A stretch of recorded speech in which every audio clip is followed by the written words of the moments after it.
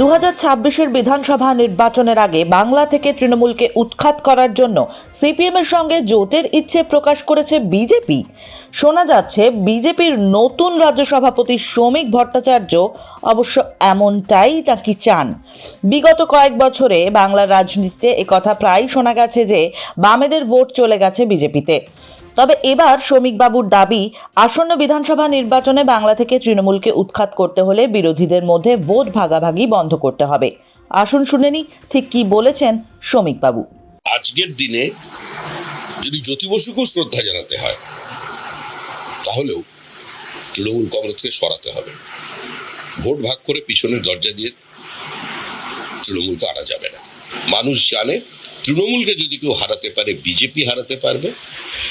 BJP ছাড়া অন্য কোনো রাজনৈতিক দলের পক্ষে জোটের পক্ষে হারানো সম্ভব নয়।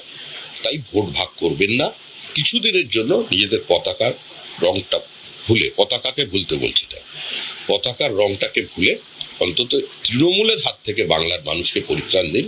তারপরে যে ন্যাচারাল অপোজিশনের স্পেস তৈরি হবে, তখন যে যার মতো করে নিজের পতাকা বেছে নেবে। কিন্তু কিভাবেই ভাগাভাগি সম্ভব? আদৌ তিনি জোট চাইছেন না জোটের নামে ভোট টানতে চাইছেন তা এখনো স্পষ্ট নয়।